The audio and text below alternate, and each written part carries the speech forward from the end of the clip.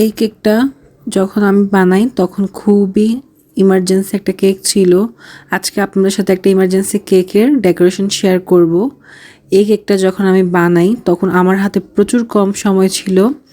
তো কাস্টমার আমাকে জাস্ট ডিজাইনটা দিয়ে আমারই করে একটা রিক্রিয়েট ডিজাইন তো বলে এই ডিজাইনের করে দিতে কেকটা। তো আমার হাতে সময় ছিল ভালো করে 1 ঘন্টাও ছিল না। আপুর সাথে একটা ড্রিম কেক অর্ডার করেন এটার সাথে, তো ওইটাও আমার বানানোর ছিল। তো আমি একসাথেই 2টা কেক একসাথে বানাচ্ছিলাম। তো এখানে আমার ক্রিমটা আমি ভালো করে দেখা যায় টপিক্যাল ক্রিমটা ইউজ করছিলাম। জানি না আমার ক্রিমটা টপিক্যাল দিয়ে করতে গেলেই ক্রিমটা স্টিপ হয় না। তো যে দেখা যায় তাড়াহুড়া যখন করি, আমরা যখন তাড়াহুড়ার কোনো কাজ করতে যাই, তো তাড়াহুড়ার কাজগুলোতে সবসময় কিছু না কিছু গরমিল হবেই। তো আমার ক্ষেত্রেও সেম হয়।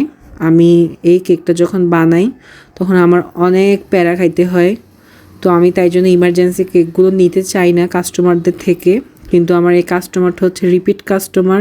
ওনার থেকে সবসময় আমি যখনই কেক নিই তখনই আপু আমাকে ইমার্জেন্সি কেক দেয়। তো আমি মানাও করতে পারি না আপুকে যে না আপু পারবো না বা দিতে পারবো না এরকম কিছু। তো যেগুলো আমি পারি না তো সেগুলো আমি আবার ক্যান্সেল করে দিই।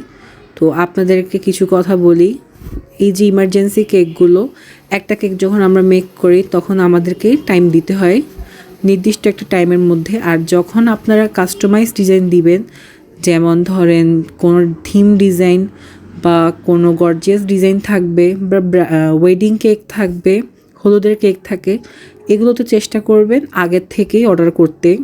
মিনিমাম 2-3 দিন আগেই অর্ডারটা কনফার্ম করে রাখবেন, কারণ এগুলোতে আমাদের জিনিস সবসময় আনা থাকে না, আমাদেরকে কাস্টমাইজ করে নিয়ে আসতে হয় জিনিসগুলো।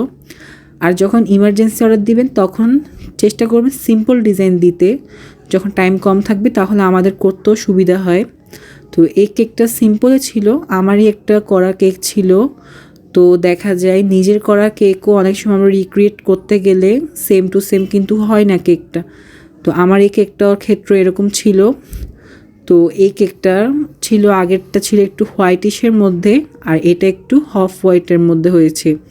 তো অফ হোয়াইট কালারটা এসেছে এখানে। তো এইখানে ছিল, তো আপনারা দেখতেই পাচ্ছেন ক্রিমটা আমি যতক্ষণ ফিনিশিং দিচ্ছি ক্রিমটা হচ্ছেই না, কোনো রকম ফিনিশিংও আমি দিতে পারছি না, এত বেশি এটার মানে কি বলবো সফট ছিল।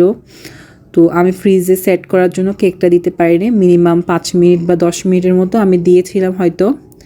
তো এর মাঝে আমি আমার ড্রিম কেকটাও কমপ্লিট করি। তো এই যে আমি এখানে ফিনিশিং দিচ্ছি, দেখেন ফিনিশিংটা হচ্ছেই না কোনো রকম, কেকটা উঠে উঠে আসছিল কারণ ক্রিমটা এত বেশি সফট ছিল। আর যেহেতু আমি ফ্রিজে সেট করতে পারছিলাম না, কারণ আমার হাতে একদমই টাইম ছিল না, মিনিমাম আমি কেকটা রেডি করেই বক্সিং করে আপুকে দিয়ে দিই। তো এই যে এখানে আমি উপরে যে সিম্পল ডিজাইন সিম্পল হলেও করতে কিন্তু অনেক কষ্টই হয়েছিল, কারণ যেহেতু একে তো ইমার্জেন্সি কেক, আর তো কেক তো ফ্রিজে সেট করতে হয়, কেকটা তো গরম গরম করা যায় না। তো যাই হোক আমি এখানে ডেকোরেশনটা কমপ্লিট করেছি কিছু ড্রাই চেরি আর সুগার বল দিয়ে। আমার